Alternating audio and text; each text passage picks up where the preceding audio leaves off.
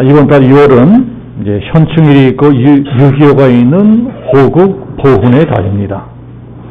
우리 남북 간에 또 북한과 미국 사이에 놀라울 정도로 평화적인 분위기가 조성되고 있습니다.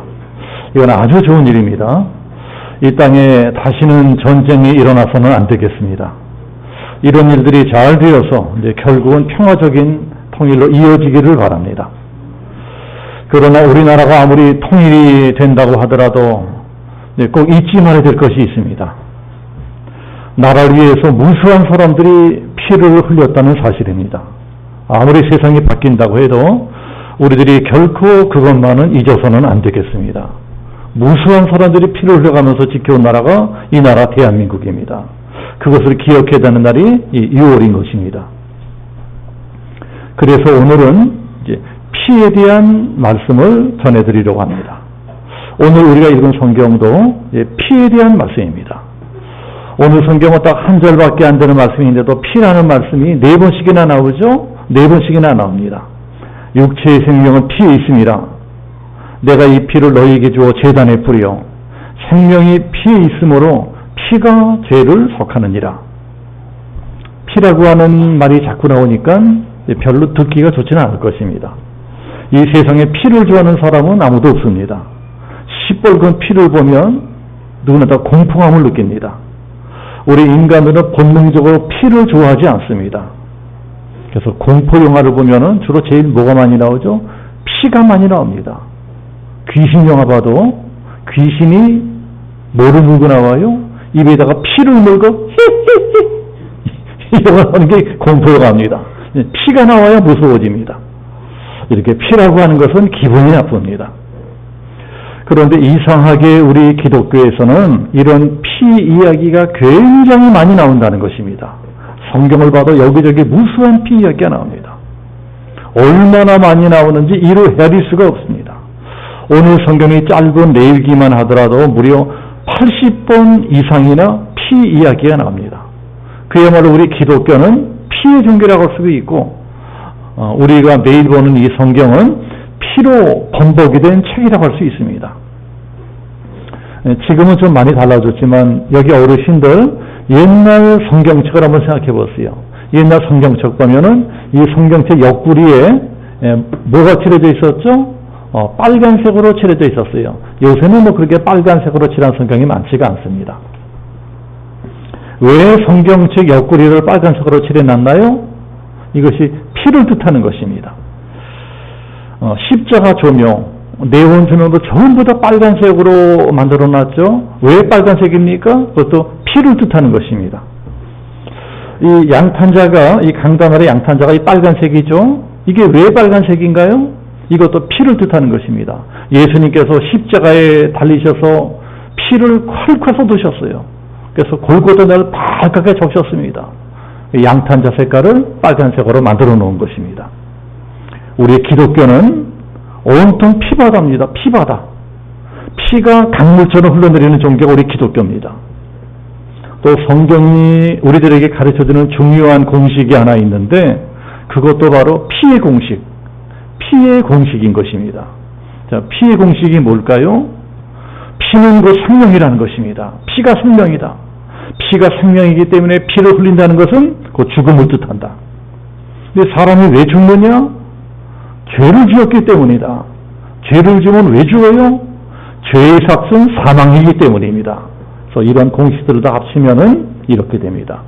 죄를 지은 인간들을 피를 흘린 것으로 죄값을 치러야 된다.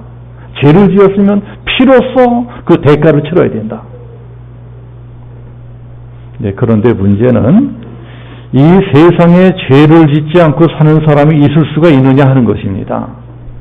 자, 이 자리에 계신 우리 모든 성도님들도 생각해 보세요. 나는 이제까지 태어나서 죄를 한 번도 져본 적이 없다. 그런 분 계신가요? 또 앞으로도 나는 죽을 때까지 죄를 절대로 짓지 않을 자신이 있다. 그런 분 계십니까? 그런 사람은 있을 수가 없습니다. 이 세상 자체가 죄를 짓지 않고서는 살아갈 수 없는 구조로 되어 있기 때문에 우리 인간들은 큰 죄든 작은 죄든 계속 죄를 지으면서 살아갈 수밖에 없습니다. 큰 죄든 작은 죄든 죄를 지었으면 대가를 치러야 됩니다. 피를 흘려야 돼요. 이게 성경입니다. 죽어야 되는 것입니다. 더 큰 문제는 이게 죽는 걸로 끝나버리면 차라리 다행일 텐데 앞불싸. 죽은 다음에는 지옥이 기다리고 있습니다. 지옥이 기다리고 있다는 것입니다. 죄 짓고 죽은 다음에는 지옥으로 떨어져서 살아있어서 더 천배만배 끔찍한 지옥불의 고통을 당해야 되는 것입니다. 이게 우리 인간들의 운명입니다. 이렇게 우리 모두는 다 저주받은 존재들이었습니다. 이런 우리들을 하나님께서 불쌍히 여기십니다. 이놈들이 전부 다 죄를 지었으니 피 흘려 죽어야 되고 죽은 다음엔 지옥불 속으로 들어가서 더 끔찍한 고통을 받아야 된다. 그러니 불쌍한 인간들은 어떻게 살려줄 방법이 없을까? 어떻게 구해줄 방법이 없을까? 이놈들의 죄를 용서해주고 이놈들을 살려줄 방법이 없을까? 그래서 찾아내신 방법이 누군가에게 대신 피를 흘리게 하는 것입니다. 누군가가 이놈들을 대신해서 대신 피를 흘려준다면 이놈들은 용서받는 것이 아닌가. 여러분, 이게 바로 구약성경의 역사입니다. 구약성경의 어느 때까지 역사를 기록해 놓은 책인가요? 예수님이 오시기 전까지의 역사를 기록한 책입니다. 그래서 영어로 BC, Before Christ. 그러니까 예수님 전, 예수님 오시기 전 주전 역사가 구약성경의 역사인 것입니다. 자, 그래서 구약성경의 역사를 한마디로 줄여 말하자면 어떤 역사냐? 죄 지은 우리 인간들을 대신해서 죄 없는 짐승들이 피 흘려 죽어야 했던 역사인 것입니다. 죄를 지으면 죽어야 됩니다. 이게 성경에 가르치는 거예요. 그래서 우리 모든 인간들은 다 죽게 생겼습니다. 그런데 하나님께서 죄 지은 우리 인간들을 대신해서 죄 없는 짐승들을 대신 죽게 하셨습니다. 그게 바로 희생제물, 성경에 나오는 희생제물입니다. 구약성경의 제사, 즉 예배는 짐승을 죽여서 피를 흘리게 하는 것입니다. 짐승이 대신 피를 흘리면 죽을 죄를 지은 죄인이 대신 살아나게 됩니다. 그래서 아무나 아무 짐승이나 드릴 수가 없어요. 흠도 없고 점도 없는 깨끗한 짐승만 들어야 됩니다. 어떤 사람이 죄를 지었습니다. 그러면 자기가 기르던 양이라든가 소 중에 제일 귀하고 비싼 짐승을 한 마리 끌고 와서 제사장에게 내가 이런저런 죄를 지었습니다. 그래서 내가 죽어야 되는데 차마 내가 죽을 수는 없으니까 나를 대신해서 이놈을 죽여주십시오 하고 짐승을 제물로 바치는 것입니다. 이게 예배예요. 예배. 구약의 예배. 구약시대는 그런 제물로 양이나 소를 드렸지만 만약에 요새 우리들이 그러한 제물을 드려야 된다면 어떤 짐승을 드려야 될까요? 예, 제가 생각하기에는 자, 이 자리에도 이 반려동물, 애완동물 기르는 분들 계시죠? 요새는 뭐 반려동물들은 뭐 가족처럼 사랑합니다. 강아지나 고양이나 끔찍하게 사랑해요. 내가 죄를 지었으면은 내 죄를 대신해서 내가 우리 가족처럼 끔찍하게 예뻐하던 그 고양이를 드리는 것입니다. 강아지를 바치는 것입니다. 이게 희생제물이에요. 그렇게 죄를 지은 사람이 짐승을 끌고 옵니다. 그러면 제사장이 짐승의 머리에 손을 얹고 기도를 해요. 하나님, 이 사람이 이런저런 죄를 지었습니다. 이 사람이 지은 모든 죄를 이 짐승에 다 뒤집어 씌웁니다. 죄를 다 덮어 씌웁니다. 그리고 짐승을 꽁꽁 묶어가지고 제단에 올려놓고 시퍼런 칼을 치켜들고 그 짐승의 염통을 정확하게 찌릅니다. 그런 시뻘건 피가 콱콱 솟구치면서 제단으로 쏟아져 내립니다. 그리고 그 짐승은 펄떡펄떡 뛰면서 고통스럽게 죽어갑니다. 짐승의 숨이 완전히 끊어지면 그 다음에 불로 활을 태워가지고 높이 높이 하늘을 올려보냅니다. 그렇게 한 다음에 그 짐승을 끌고 온 사람에게 선포하는 것입니다. 당신의 죄를 대신해서 이 짐승이 죽었으니 당신의 죄는 사함받았다. 용서받았다. 이게 구약성경 예배고 우리가 오늘 읽은 말씀인 것입니다. 자, 우리 오늘 읽은 성경 레위기 17장 11절 같이 한 목소리로 같이 한번 합독해 보겠습니다. 다 같이 시작. 육체의 생명은 피에 있음이라. 내가 이 피를 너에게 주어 제단에 뿌려 너희의 생명을 위하여 속죄하게 하였나니 생명이 피에 있으므로 피가 죄를 속하느니라. 그러니 구약시대에 얼마나 많은 짐승들의 피가 흘렀겠어요. 막 피바다가 되어서 흘러내렸을 것입니다. 무수한 짐승들이 죽었습니다. 그런데 문제가 무엇이냐? 아무리 그렇게 많은 짐승을 대신 잡아 죽인다고 할지라도 사람들의 마음이 근본적으로 변하지 않는다는 것입니다. 물론 이제 죄를 지은 사람이 처음에 자기가 기르던 양이라든가 소라든가 이런 짐승들을 잡아 죽일 적에는 양심의 가책을 받았을 것입니다. 내가 죽어야 되는데, 원래는 내가 죽어야 되는데 내가 지은 죄를 대신해서 저 아무 죄 없는 어린 양이 저 송아지가 저 염소가 대신 죽는구나, 콸콸 피를 쏟고 죽게 되는구나 이러면서 죄라는 것이 이렇게 무섭구나, 다시는 죄를 지으면 안 되겠구나 이런 결심을 했을 것입니다. 그게 사실은 하나님이 우리들에게 원하시는 것이었습니다. 그러나 문제는 우리 인간들은 어쩔 수 없는 죄인들인지라 또 죄를 짓게 됐었다는 거예요. 또 죄를 지어. 또 죄를 지면 어떻게 합니까? 또 짐승을 끌고 와야 돼요. 또 짐승을 죽여야 되는 것입니다. 그리고 또 죄를 지면 어떻게 돼요? 또 끌고 와야 됩니다. 또 죽여야 돼요. 이런 일이 계속해서 반복되다 보니까 나중에는요, 짐승이 죽는 것 봐도 아무렇지도 않아. 아무렇지도 않아요. 좀 양심이 둔해져 가는 것입니다. 그런 일이 이제는 늘 하던 습관적인 일이 되어버렸어요. 늘 하던 형식적인 일이 되어버립니다. 그러니 그때부터는 죄를 짓고도 회개하는 마음도 없이 습관적으로 짐승을 끌고 와서 짐승을 잡아 죽이는 제사만 드리고 그전처럼 다시금 뺑뺑하게 뻔뻔하게 잘도 살아가는 것입니다. 그걸 보고 하나님이 분노하십니다. 이놈들, 너희들이 그따위 식으로 드리는 제사는 안 받겠다. 그까지 짐승들이 피는 내가 안 받겠다. 짐승들이 흘리는 피로는 이렇게 한계가 있는 것입니다. 한계가 있어요. 짐승들이 흘리는 피로는 우리들의 죄를 완전히 사하지도 못하고 우리를 완전히 죄에서 구원하지도 못합니다. 그래서 하나님이 또 고민하십니다. 이런 짐승의 피보다 더 나은 것이 없을까? 매번 죄를 지을 적마다 저렇게 짐승을 잡아서 죽이고 피를 흘려야 되니 이런 거 말고 또 다른 방법이 없을까? 누군가 단 한 번만 피를 흘리는 걸로 영원히 사람들의 죄를 사항받는 그런 건 없을까? 자, 그러면서 짐승의 피 가지고는 안 되겠다. 짐승의 피로는 안 된다.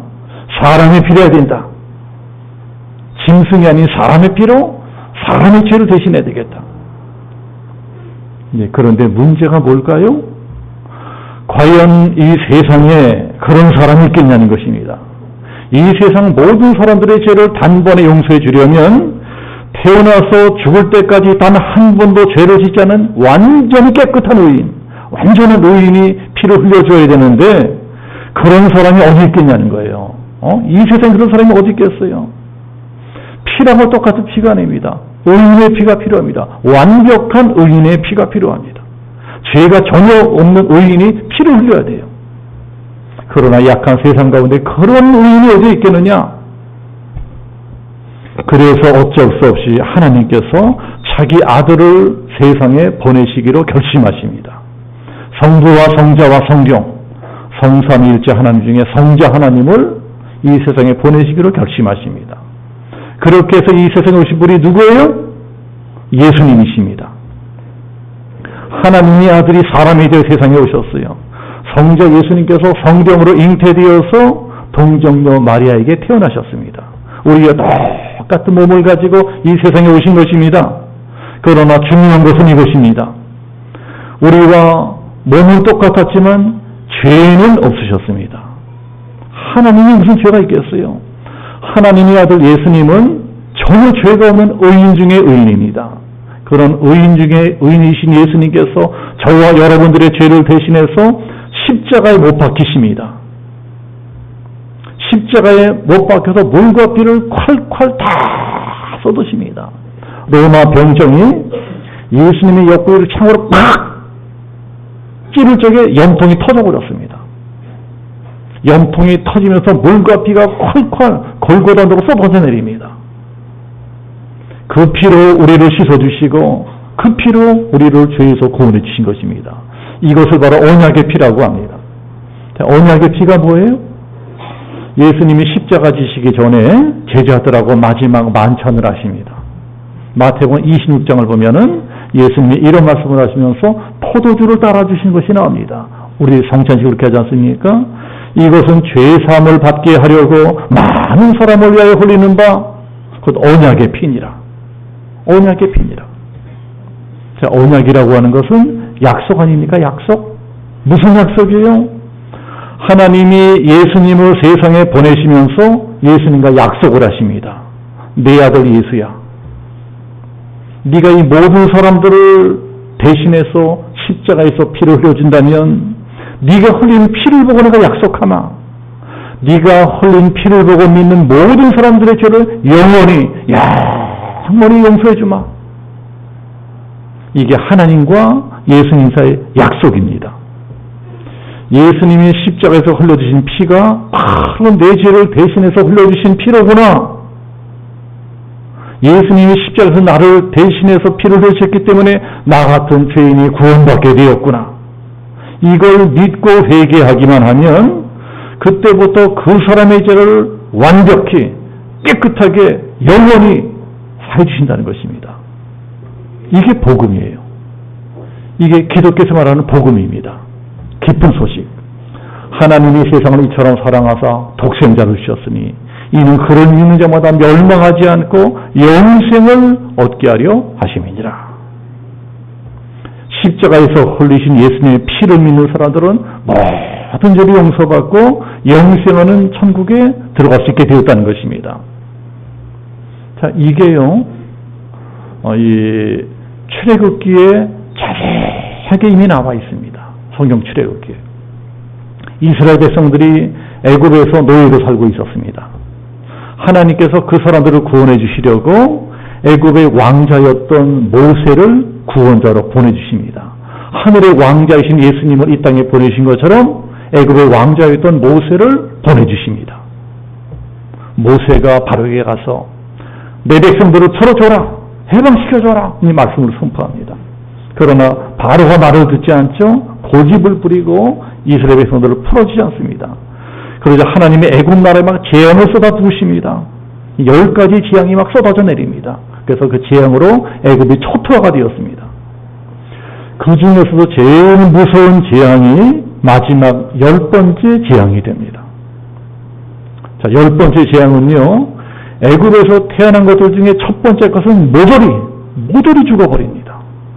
첫 번째로 태어난 것은 왕의 큰아들이든 농사꾼의 큰아들이든 장사꾼의 큰아들이든 선생님의 큰아들이든 종의 큰아들이든 모조리 다 죽게 되는 것입니다. 양의 첫 번째 새끼도 소의 다 죽게 돼요. 무시무시한 재앙이 임합니다. 그러나 하나님께서 이스라엘 백성들에게만은 한 가지 살 길을 가르쳐 주십니다. 너희들 살고 싶으면 어린 양을 잡아라. 어린 양을 잡아서 그 피를 너희 집에 뿌려라. 너희 집 문에 뿌려라. 집 어디에다 뿌리느냐? 양쪽 문설주, 양쪽 기둥에 뿌리라는 거예요. 그 다음에 문 인방에 뿌려라. 양쪽 문설주와 인방에 뿌려라. 이것을 연결하면 어떻게 됩니까? 연결하면 이것이 십자가가 됩니다. 양쪽 문설주와 인방. 이게 바로 구약성경의 십자가예요. 그렇게 양쪽 문설주와 인방에 어린 양의 피를 바르기만 하면 죽음의 천사가 치러왔다가 그 피가 있으면 그냥 점프해서 지나갑니다. 패스오버, 영어로. 점프해서 건너뛰어갑니다. 이게 한자는 6월. 그래서 6월절이 나왔습니다. 건너뛰어가는 거예요. 그 피가 있으면 치지 않고 건너뛰어갑니다. 그래서 지금도 이스라엘 백성들은 6월절을 가장 큰 명절로 지킵니다. 그 6월절이 가르치는 것이 무엇이에요? 6월절 어린 양이 되어 죽으신 우리 예수님인 것입니다. 그 6월절 어린 양의 피가 있는 집은 누구도 죽지 않을 것이다. 아무도 죽지 않을 것이다. 그 집안에 살인자가 있던, 강도가 있던, 창녀가 있던 6월절 어린 양의 피가 바라져 있는 그 집안에 숨어 있기만 하면 절대 죽지 않을 것이다. 해방될 것이다. 그리고 젖과 꿀이 흐르는 가나안 땅으로 들어가게 될 것이다. 이게 구약의 복음입니다. 누구든지 어린 양의 피를 믿기만 하면 멸망하지 않고 영원한 낙원으로 들어가게 될 것이다. 그러나 만약에 끝까지 고집부리고 믿지 않고 어린 양의 피를 믿지 않는다면 아무리 착하게 살아도 다 멸망할 것이다. 왕도 죽을 것이다. 장군도 죽을 것이다. 선생님도 죽을 것이다. 자선사건도 죽을 것이다. 돈 많은 사람도 죽고 권력은 다 망할 것이다. 이게 오늘날도 마찬가지입니다. 우리가 예수의 피가 발라진 십자가 이 아래서 살아간다면 그 어떤 환난도 고난도 핍박도 다 지나갈 것이다. 우리를 지나가요. 건너뛰어갑니다. 온 세상이 다 뒤집어진다고 하더라도 우리들의 영혼만은 아무도 건드리지 못합니다. 이것이 보혈의 능력입니다. 예수의 피에 그만한 능력과 권세가 있는 것입니다. 사탄 마귀가 우리를 한 길로 치러오면 예수의 피로 기다면 일곱 길로 도망갑니다. 우리가 아무리 죽을 병에 걸렸다 하더라도 예수의 피를 의지하면 죽을 병으로도 낫게 돼요. 우리가 예수의 피를 믿고 살아가면 어떤 환난풍파도 다 이겨낼 수 있습니다. 우리가 예수의 피를 믿고 살면 최종적으로는 영생하는 천국에 들어가는 것입니다. 자, 오늘 집에요, 이제 두 형제가 살고 있었습니다. 형제가 살고 있었어요. 형은 사람이 진실하고 성실하고 아주 선량한 사람입니다. 근데 동생은 반대였습니다. 동생은요, 불량배, 깡패, 개망난이었어요. 그래서 술 처먹고 싸우고 깽판치고 경찰서 들락날락거리고 아주 이런 사고뭉치였습니다. 동생이 사고를 칠 적마다 형이 불러다 놓고 야단도 치고 타리기도 하고 그랬지만 소용이 없습니다. 형 말도 듣지 않고 계속 말썽만 부리고 살아갑니다. 그러던 어느 날 밤에 동생이 형이 사는 집 문을 두드리는 것입니다. 문을 두드려요. 나가보니까 동생이 피투성이 같은 옷을 입고 문 앞에 서 있는 거예요. 형이 깜짝 놀라서, 야, 너 무슨 일이야? 무슨 일이야? 너 왜 옷에 피가 묻었어? 잔뜩 피가 묻었어? 그러니까 동생이, 형, 나 큰일 났어. 싸우다가 실수로 사람을 죽였어. 나 살인을 했어.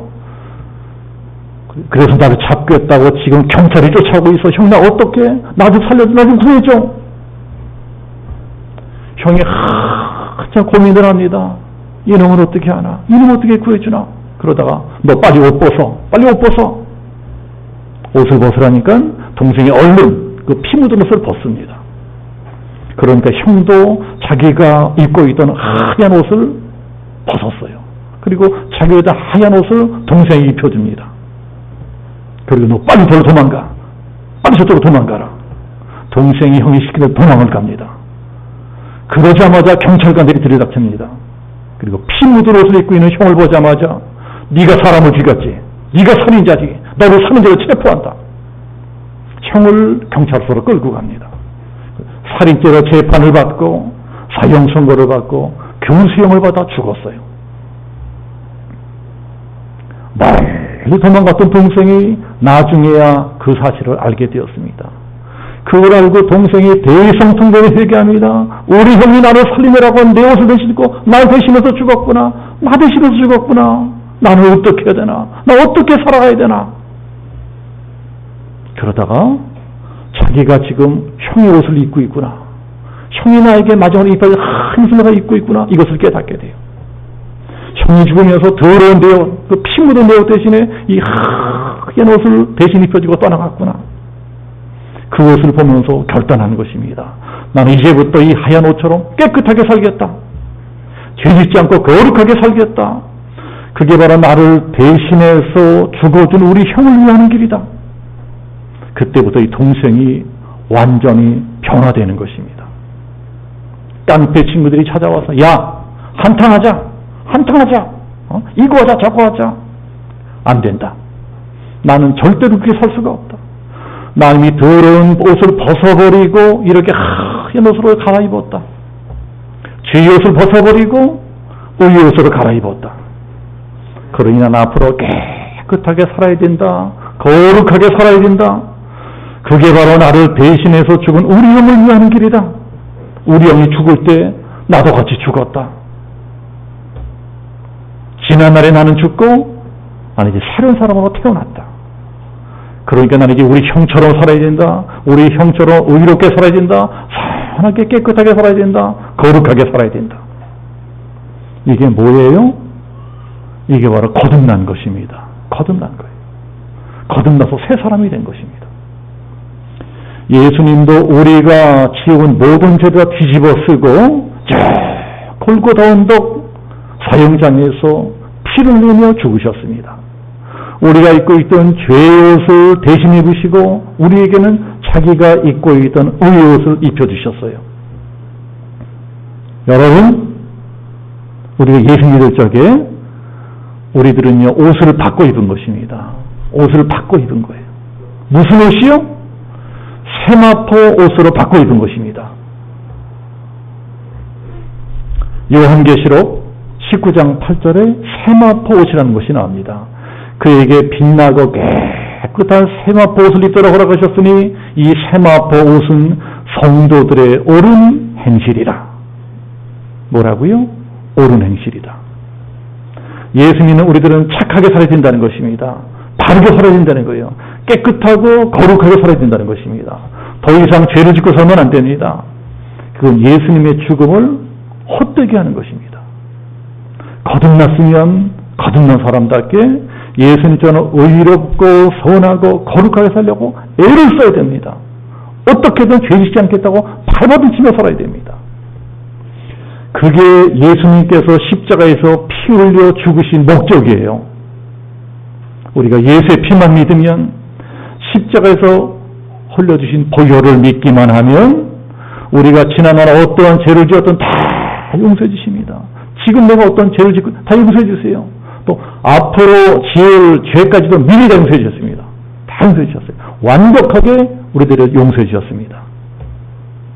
예수만 믿으면 하나님께서는요 우리들을 예수의 피를 통해서 봅니다. 우리들이 파란 안경을 쓰면 파랗게 보이고 빨간 안경을 쓰면 빨갛게 보이는 것처럼 하나님 우리를 예수의 피를 통해서 보시는 거예요. 예수의 피를 통해 우리를 보면 하나님께서 우리가 보시기에 태어나서 한 번도 죄를 짓지 않은 완벽한 의인으로 보입니다. 그리고 죄 없는 의인들만 들어갈 수 있는 영생하는 천국으로 보내주시는 것입니다. 그리고 천국에서 영원히 행복하게 살게 해주십니다. 여러분, 우리들이 예수 믿는 게 이런 겁니다. 예수 믿는 게 이렇게 된 거예요. 예수 믿는 우리들은 다 이런 존재가 되었다. 자, 이건 믿으시는 분들만 큰 소리로 아멘 하시기 축복합니다. 이번 달 6월은 현충일이 있고 6.25가 있는 호국 부훈의 달입니다. 우리나라를 살리기 위해서, 우리 후손들을 살리기 위해서 무수한 애국 선열들이 피를 흘리셨어요. 이 삼천리 방방곡곡에 그분들의 피로 빨갛게 물들었습니다. 만약에 이 땅에 평화가 찾아오고 남북이 다시 하나로 통일된다고 하더라도 그분들이 흘려진 피를 잊어버리면 안 될 것입니다. 그 피의 공로를 기억해야 돼요. 그분들이 피를 흘리셨기 때문에 우리가 이만큼이나마 평화로운 나라에서 살아갈 수 있는 것입니다. 그러나 더 중요한 사실 한 가지는 이것입니다. 아무리 그분들이 흘려준 피가 귀하다고 하더라도 그 피만으로는 영원한 평화를 보장할 수 없다는 것입니다. 우리 인간들은 다 죄인인지라 우리가 아무리 평화스럽게 살고 싶어도 언제 또 어떤 죄를 지을지 몰라요. 언제 또 어떻게 싸우고 죽이고 전쟁하고 그럴지 모릅니다. 결코 그런 일이 다시는 일어나지 않을 것이다. 누가 장담할 수 있어요? 지금 같은 남북 간에 북한과 미국 사이에 금방 평화가 찾아오를 것 같지만 그게 영원하리라고 누가 장담할 수 있습니까? 그러다가 또 불바다 만들겠다 핵을 쏘겠다, 미사일 쏘겠다, 이러고 난리치지 않으려고 누가 장담할 수 있겠습니까? 그러니 이것은 짐승의 피로도 안 되고 사람의 피로도 안 되고 오로지 예수의 피로만 가능한 일입니다. 우리가 영원히 평화롭게 살기 위해서는 예수의 피가 있어야 됩니다. 예수의 피를 믿어야 됩니다. 우리나라에 정말 필요한 것은 정치, 경제보다 예수의 피, 하나님과 우리 사이를 평화롭게 만드신 예수의 피가 필요합니다. 북한에 필요한 것도 예수의 피입니다. 이 나라의 민족이 다 예수의 피를 믿어야 되는 것입니다. 우리 가정도 예수의 피를 믿어야 됩니다. 우리 아이들 다 예수의 피를 믿어야 됩니다. 이 세상에 예수의 피보다 강한 것은 없습니다. 이 세상에 6월절 어린 양 피보다 더 강한 것은 없어요. 예수의 피는 죽을 자를 살아나게 하고 망할 사람을 흥하게 합니다. 병든 자를 고쳐주고 약한 사람을 강하게 합니다. 이 사단의 권세를 깨뜨리고 하나님 나라 이 땅에 임하게 합니다. 그러니까 현충일이 있고 유교가 있는 이 호국 부분의 달에, 이 6월 달에 우리 예수 믿는 사람들 모두가 다 예수의 피로 이 나라가 하나 되게 해달라고 기도해야 될 것입니다. 남과 북이 예수의 피로 하나 되게 주옵소서. 부디 이 나라, 이 민족이 예수의 피로 하나 되어서 영원히 평화롭게 살아가게 하옵소서. 사람의 눈으로 안 됩니다. 사람의 힘으로 안 되고 지혜로도 안 돼요. 오직 우리 대신에도 피 흘려 죽으신 예수의 피로만 될 수 있습니다. 우리 민족의 명운이 걸려있는 이 중요한 달 6월에 우리 다 같이 예수의 피를 의지해서 기도해야 될 것입니다. 이 예수 믿고 거듭난 우리들이 마땅히 해야 될 사명인 것입니다. 내일 6월 첫 번째 질 새벽 기도에 다 나오셔서 내일 하루만이라도 나라를 위해서, 우리 가정을 위해서, 자녀들을 위해서 간절하게 기도하는 우리 양지명성교회 모든 성도님이시기를 예수님의 이름으로 축복합니다. 아멘. 우리 함께 기도하겠습니다.